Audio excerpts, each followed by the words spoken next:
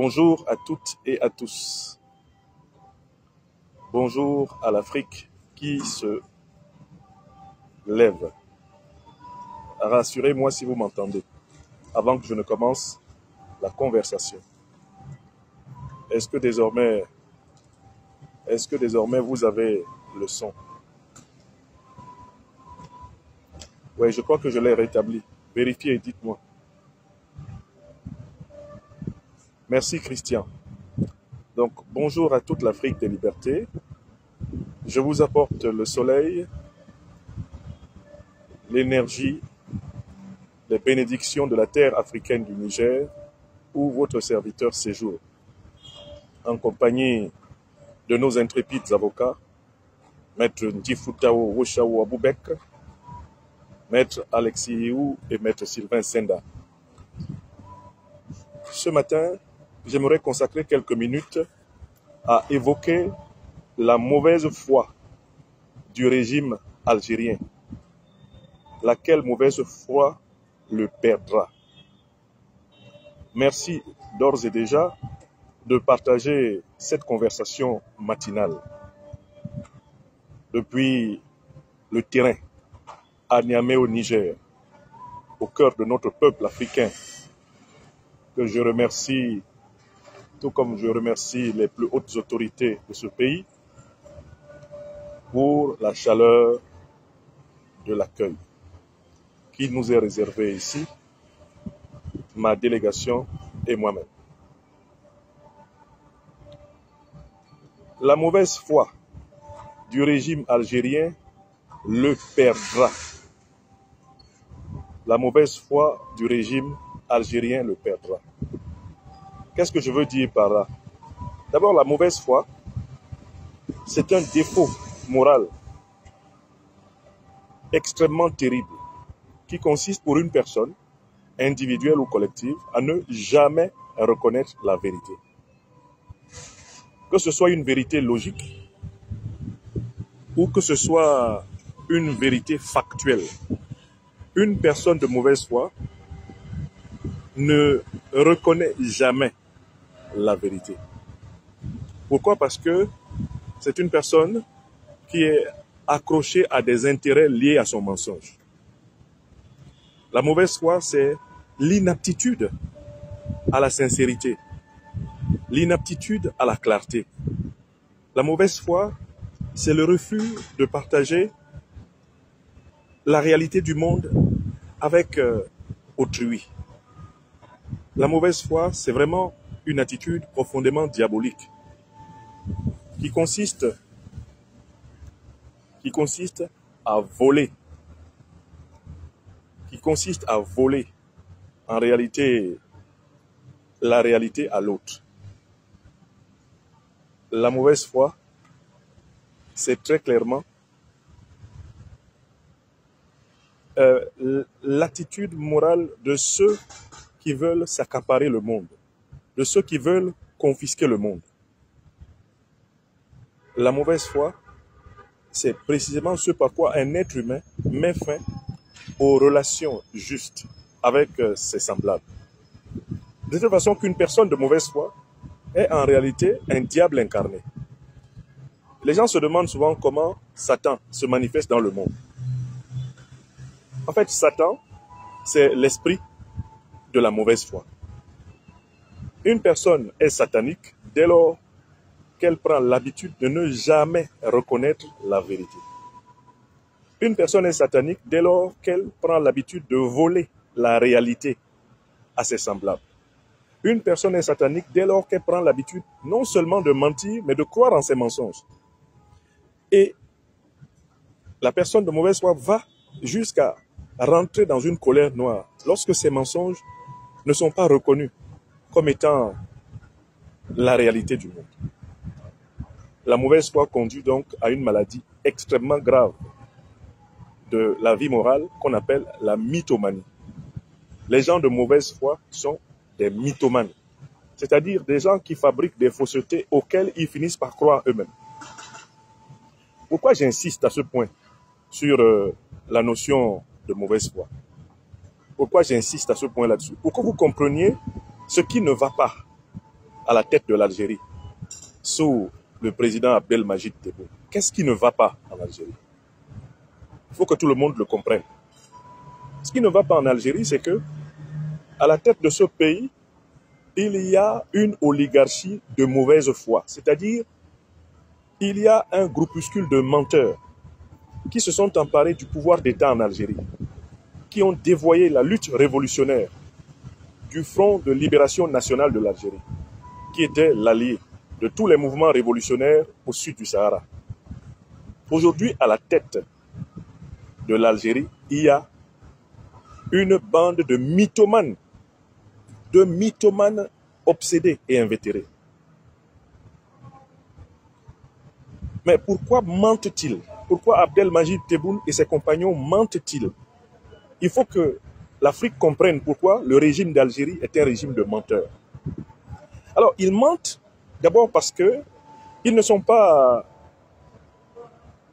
régulièrement choisis par les Algériens pour diriger l'Algérie. Ce régime que vous avez là, à la tête de l'Algérie, est un régime issu d'une succession de fraudes électorales flagrantes au moins depuis 1992. Lorsqu'ils ont organisé les élections en 1992, le Front islamique du salut d'Abbassi Madani les a battus. Ils n'ont jamais reconnu la victoire démocratique du Front islamique du salut chez eux.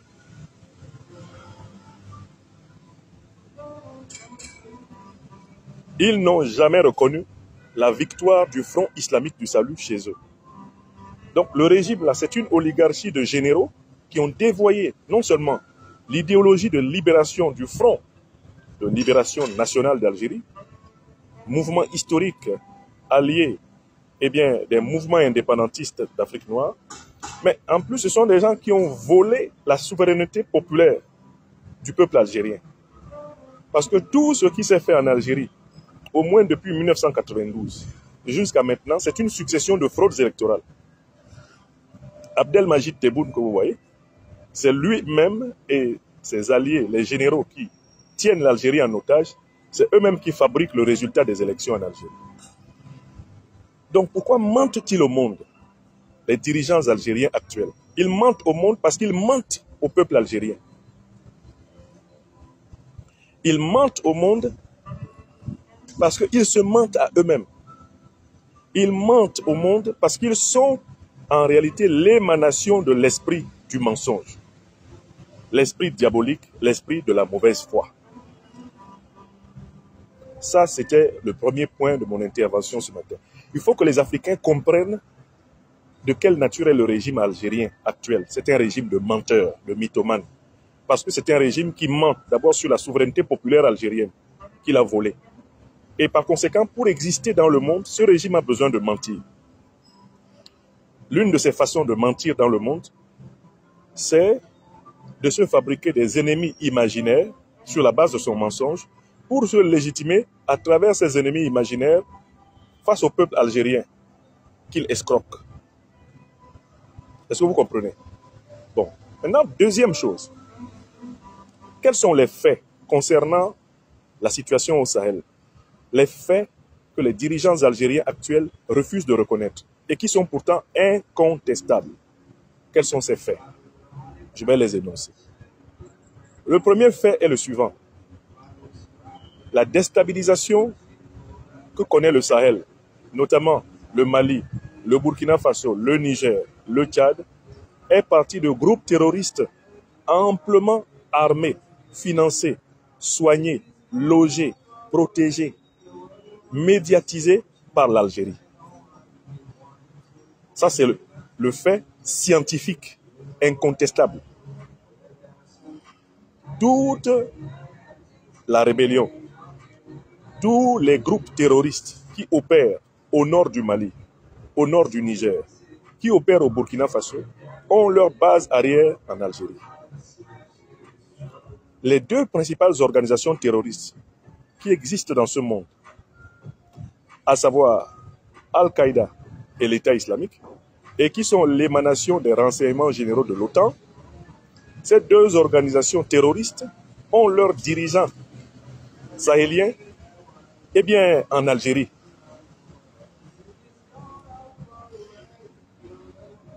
Les principaux dirigeants de la déstabilisation sahélienne sont des ressortissants algériens. Chaque fois qu'ils sont en difficulté au Mali, au Niger ou au Burkina Faso, ils se replient en Algérie. Le plus éminent entre tous ces terroristes, ces criminels de sang-froid, c'est le tristement célèbre Iyad Ag-Ghali. Iyad Ag-Ghali, c'est de notoriété, a ses quartiers généraux en Algérie. Il est le chef d'Al-Qaïda au Sahel. Et le régime d'Abdelmajid Tebboune lui accorde le gîte, le couvert, l'hôpital, lui accorde la couverture, la sécurité, tout ce qu'il faut. Lorsque donc les autorités maliennes se plaignent de l'ingérence répétée du régime algérien dans les affaires intérieures du Mali, c'est une évidence scientifique incontestable. Et je voudrais ici appeler mes frères et sœurs algériens du monde entier à arrêter de participer aux mensonges du gouvernement, du régime algérien. Je ne comprends pas pourquoi, chez certaines Algériennes et Algériens qui pourtant ont une certaine conscience historique, persiste la volonté de ne pas reconnaître la participation du régime d'Abdelmajid Tebboune au terrorisme international. Je voudrais demander ici aux intellectuels, hommes et femmes d'Algérie, de cesser de participer à la mauvaise foi qui caractérise certains d'entre eux sur les réseaux sociaux. Rien n'est possible, positivement parlant, avec l'Algérie, si la vérité ne retrouve pas la bouche de toutes les Algériennes et les Algériens qui veulent parler de la question de la sécurité internationale de l'Afrique. On doit constamment demander à tout Algérien, à toute Algérienne, êtes-vous, oui ou non, informé que le régime qui dirige votre pays héberge les principaux chefs terroristes qui ensanglantent le Sahel? Algérienne, Algérien, êtes-vous ou non informé que Iyad Ag-Ghali, le chef d'Al-Qaïda, et plusieurs de ses adjoints bénéficient du logement, bénéficient de l'hôpital, bénéficient de la logistique militaire, bénéficient des armes, bénéficient du renseignement chez vous en Algérie? Et je m'adresse ici à mes frères et sœurs algériens d'Algérie, tout comme aux diasporas algériennes d'Europe, d'Amérique, d'Asie et de toutes les îles des océans Atlantique et Indien. Pourquoi n'avez-vous pas le courage de reconnaître ce que la science, ce que l'enquête, l'investigation scientifique et politique établissent à propos du régime qui est à la tête de votre pays?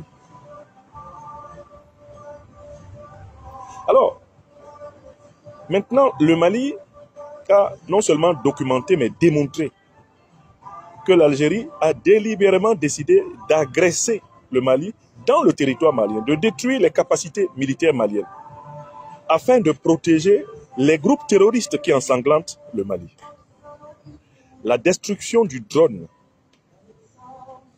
de l'armée malienne ne s'est pas faite dans l'espace algérien.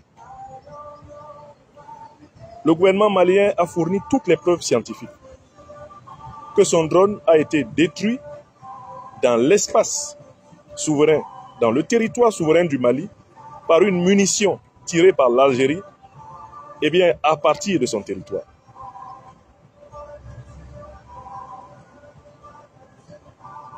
La conséquence de tout ceci, on la voit très bien. Mobilisé comme un seul homme, l'Alliance des États du Sahel a pris les mêmes mesures diplomatiques sur toute la ligne de front entre le Sahel et l'Algérie, en tout cas concernant le Mali, le Burkina Faso et le Niger. Le rappel et la consultation des ambassadeurs ont été activés partout. Mais je voudrais venir à la troisième partie de mon propos. Quelles sont les conséquences de cette situation? Qu'est-ce qui va se passer? Qu'est-ce qui va se passer maintenant? Premièrement, il va se passer que si l'Algérie continue à agresser le Mali, il va lui falloir affronter 3 armées. Ça, c'est la première conséquence. L'Algérie a constamment utilisé son armée pour mater le peuple algérien. mais elle ne s'est pas retrouvée depuis très longtemps dans une situation de confrontation avec des armées nationales de pays voisins. L'Algérie risque d'être responsable de chercher à déclencher une guerre continentale africaine. Ça, c'est le premier point. Deuxième point, l'Algérie a un projet qui lui est très cher. C'est le projet du gazoduc. C'est le projet du gazoduc. Oui, écoutez, je ne peux pas arrêter la musique en fond sonore et je suis dehors. Donc, augmentez simplement le volume de votre côté. Je ne peux pas arrêter la musique en fond sonore, c'est pas moi qui l'ai mise. C'est la musique du parc dans lequel je suis. Très bien. Donc, la deuxième conséquence, c'est que l'Algérie a le projet de transporter le pétrole et le gaz à partir notamment du Nigeria, en traversant le territoire sahélien pour aller le livrer dans ses ports sur la Méditerranée. C'est le fameux projet du grand oléoduc, gazoduc, sahélien et transsaharien. C'est un projet qui concerne l'Algérie, le Niger et principalement le Nigeria. L'idée, c'est que le gazoduc partirait du golfe de Guinée au Nigeria et il remonterait à travers le Niger pour entrer en Algérie, traverser toute l'Algérie et aboutir sur la mer Méditerranée.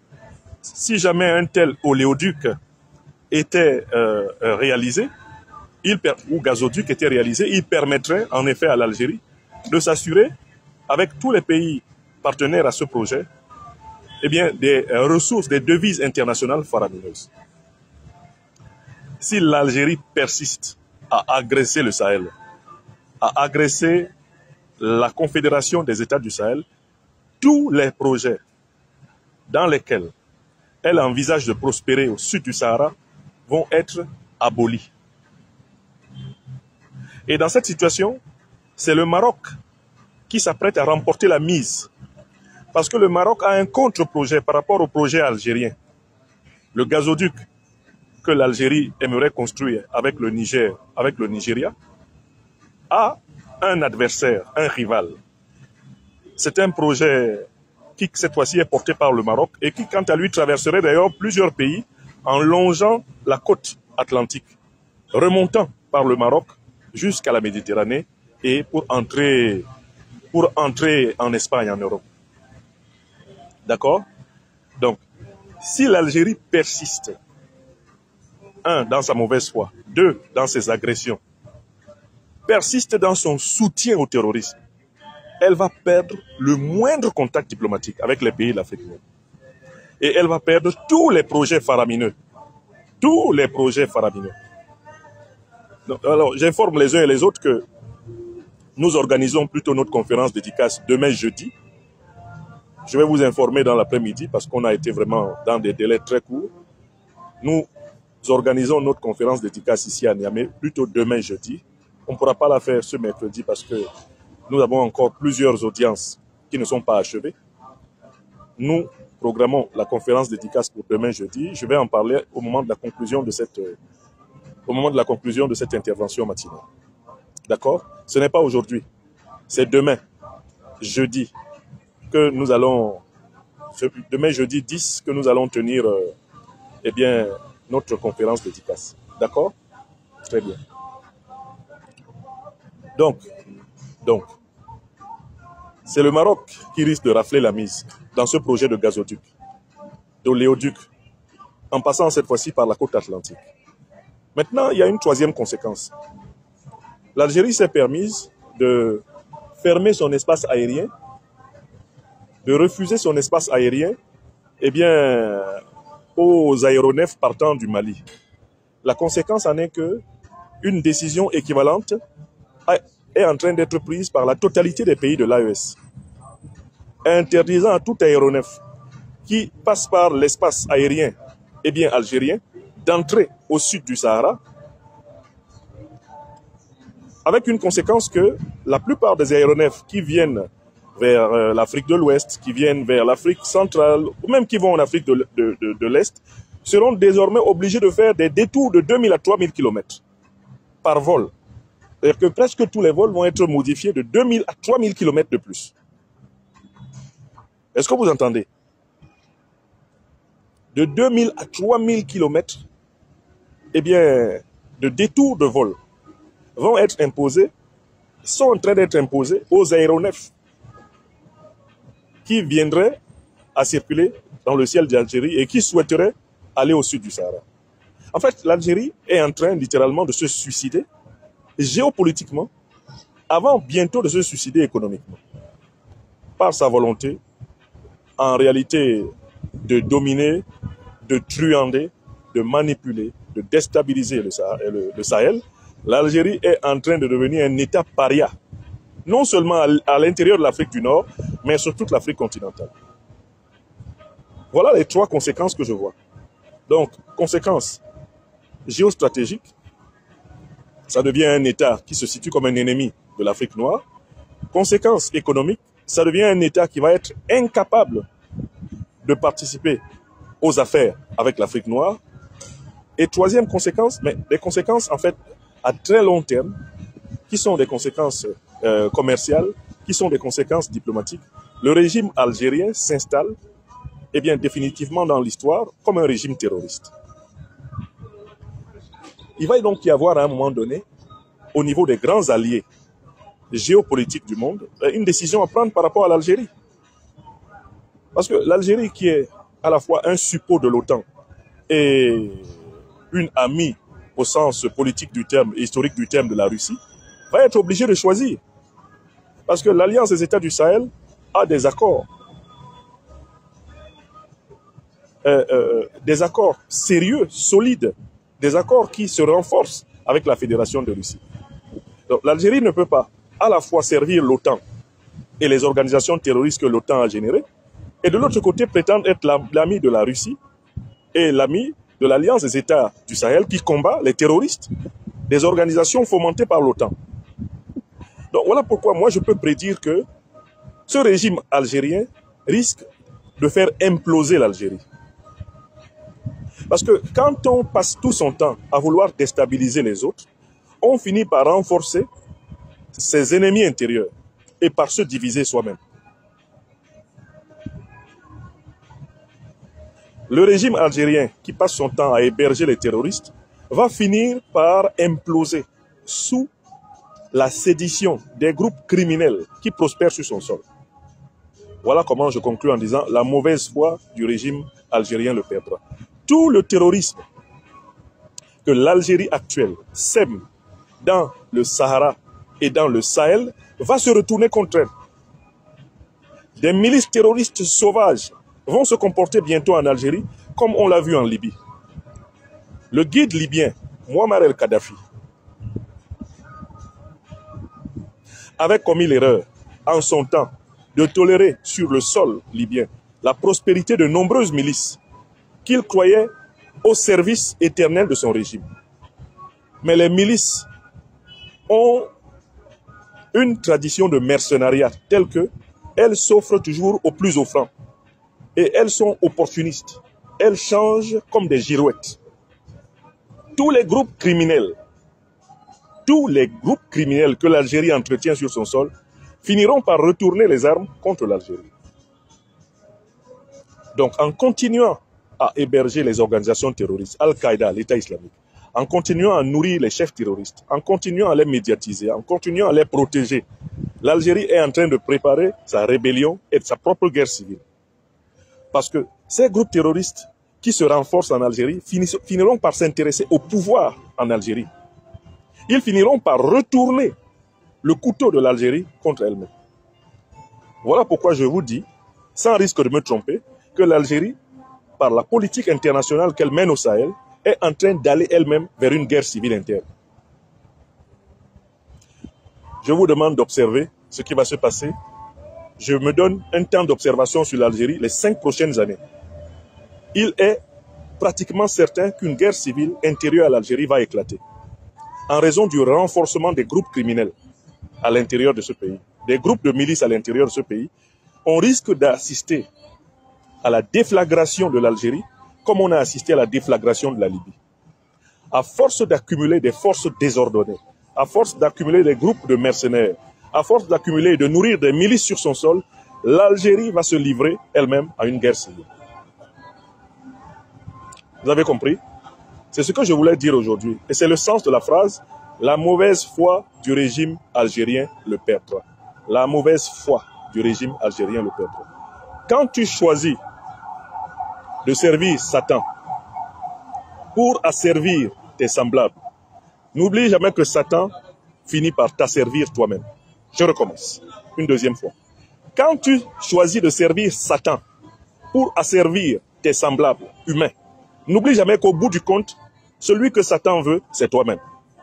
Une troisième fois, et je le dis aux dirigeants algériens, quand tu choisis de servir Satan contre tes semblables, n'oublie jamais